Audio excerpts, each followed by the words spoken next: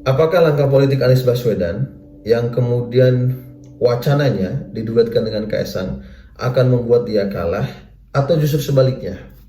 Untuk itu, mari kita bahas.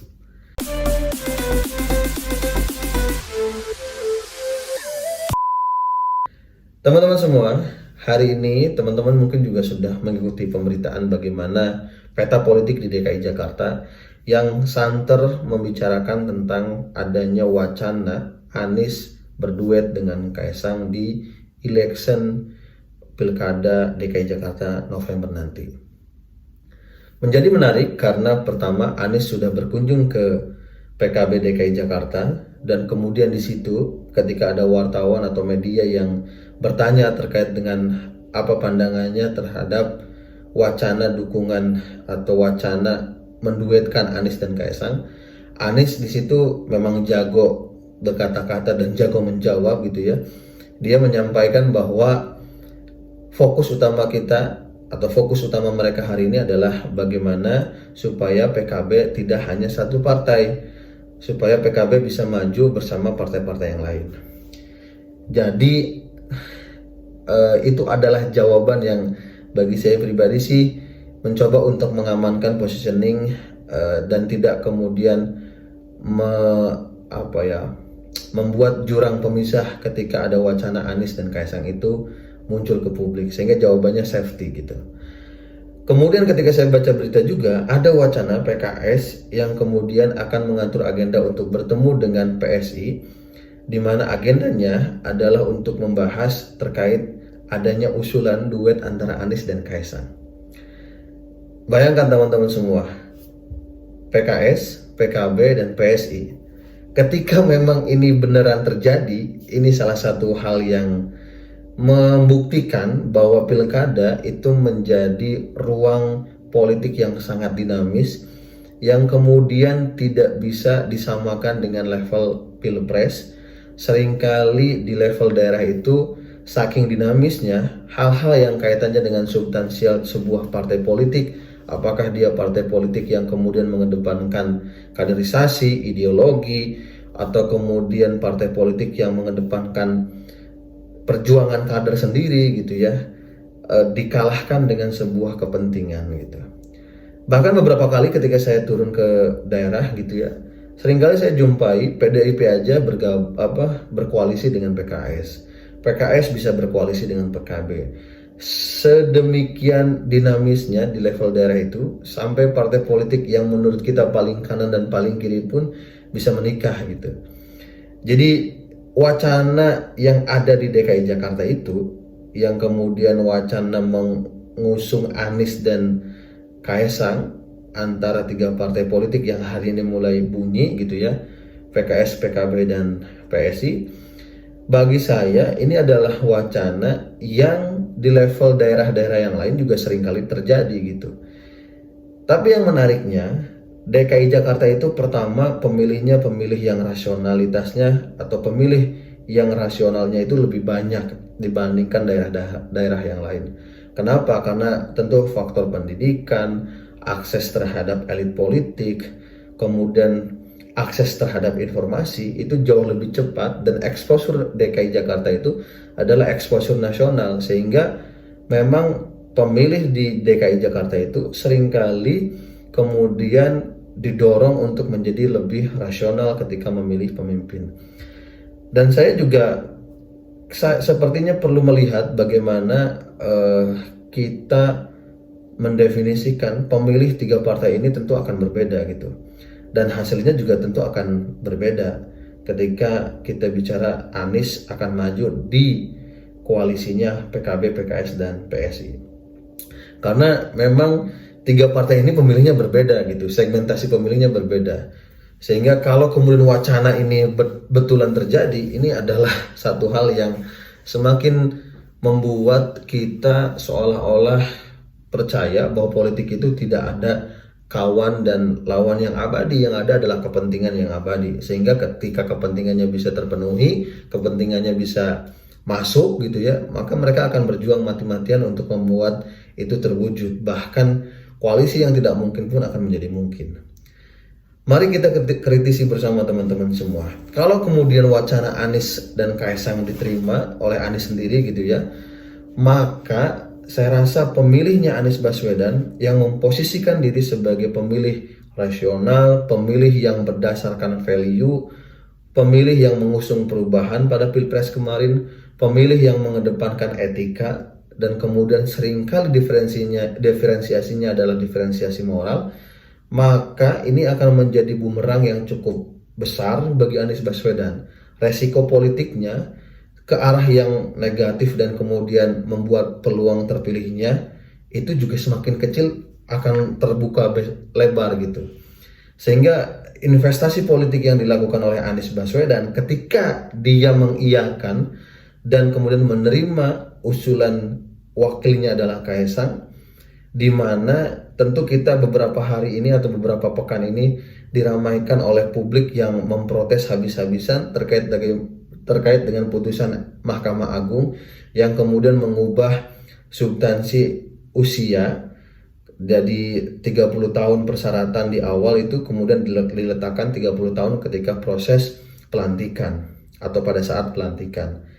Dan ini adalah hal yang kaitannya dengan politik dinasti gitu kan. Bagaimana cara-cara yang dimainkan ketika Pilpres kemarin itu hampir sama, cuma beda aktor politiknya di level yang lebih yang lebih mengarah pada pilkada. Memang ini adalah hal yang sangat beresiko gitu ya, investasi politik yang sangat beresiko, karena ketika Anies menerima Kaisang, pada akhirnya pemilih Anies yang diferensiasinya sangat berbeda dengan Jokowi dan PSI dan kubu rezim hari inilah intinya gitu ya, itu akan beresiko terhadap mereka kemudian mencari tokoh yang lain. Karena hari ini menurut publik salah satu tokoh yang kemudian memberi harapan bahwa peta politik kita akan berubah menjadi lebih baik itu dilekatkan pada Anies, dan kemudian hari ini juga muncul Ganjar kan dengan positioning dia akan menjadi oposisinya Prabowo Gibran. Tapi Anies masih punya exposure yang cukup besar dan kemudian kansnya untuk bisa menggrab masyarakat yang jauh lebih besar sebetulnya terbuka sangat luas gitu. Cuma sayangnya langkah politik itu harus diukur sematang mungkin sehingga dia tidak kemudian kalah lah gitu ya.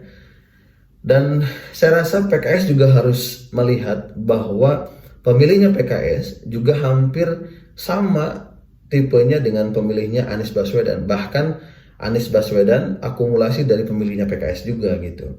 Sehingga kalau kemudian PKS juga mewajarkan hal yang demikian, di mana dia menerima usulan dan ajakan Kaisang menjadi wakilnya Anies, saya rasa pada akhirnya PKS, terutama PKS DKI Jakarta, juga masuk pada perangkap yang kemudian kita katakan pragmatis.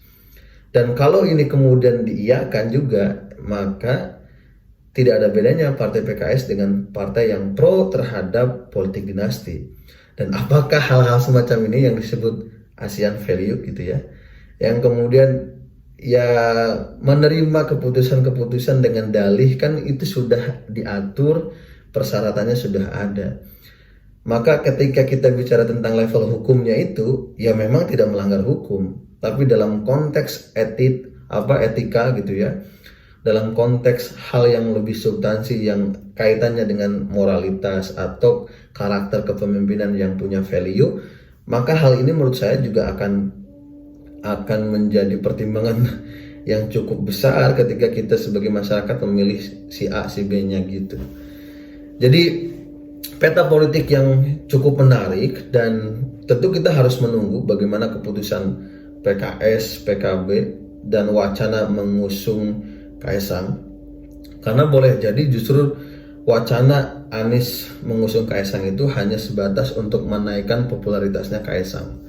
Karena mungkin Kaisang ya masih awam atau masih baru banget di dunia politik, sehingga ya salah satu hal yang perlu dilakukan adalah membuat exposure-nya atau popularitasnya meningkat sehingga dilirik oleh beberapa kandidat yang lain. Dan DKI Jakarta tentu akan sangat menjadi barometer peta politik nasional gitu ya, sehingga pertaruhan di level gubernur DKI Jakarta itu adalah pertaruhan mengarah pada pilpres sebetulnya. Jadi peta politik di level pilkada itu bisa jadi ditarik untuk kemudian kita mengukur pilpres 2029.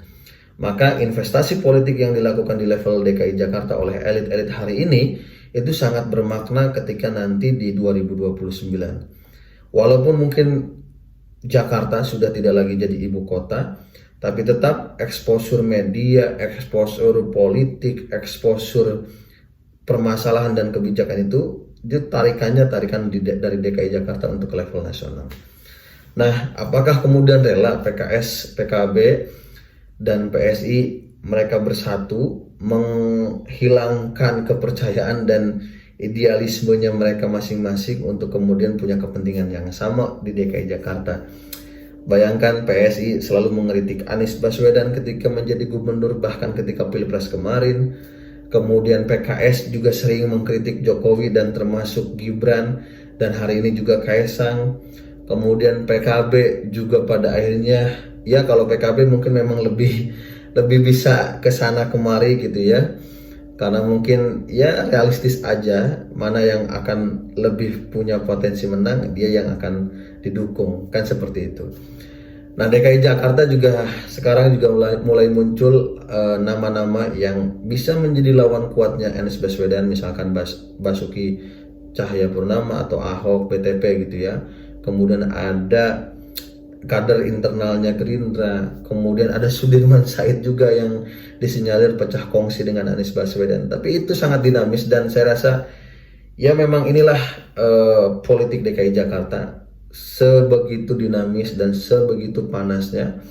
Tinggal kita tunggu saja apakah langkah politik Anies Baswedan akan menerima pinangan untuk membuat sejarah baru di mana koalisi PKS, PKB, dan PSI menjadi goal gitu ya, dan kemudian wakilnya adalah Kaesang yang dikritik karena meloloskan peraturan di MA, walaupun tidak mengusulkan, tapi yang menjadi pengusulnya itu adalah dari Partai Garuda. Tapi paling tidak ini jadi tanda bagaimana korelasi elit itu sirkulasinya di level itu saja. Dan mungkin memang ini adalah ASEAN value yang kemarin sempat ramai dibicarakan, politik dinasti, kemudian apapun bisa beres, yang penting komprominya sesuai dengan kepentingan. Dan kita sebagai masyarakat, ya pada akhirnya politik hanya sebatas mencari kepentingan dan kekuasaan, dan begitulah. Jadi pesan saya pribadi, nggak usah terlalu fanatik sekali, nggak usah terlalu membuat baper dalam peta politik yang sangat dinamis, dan jangan GR ketika teman-teman melihat sosok ini kayaknya mewakili kita gitu ya. Pada akhirnya kita harus melihat kepentingan apa yang kemudian ada di belakang layar itu semua. Jadi poinnya itu teman-teman semua. Terima kasih banyak, kita tunggu perkembangan selanjutnya. Assalamualaikum warahmatullahi wabarakatuh. Jangan lupa di like, comment, dan subscribe ya.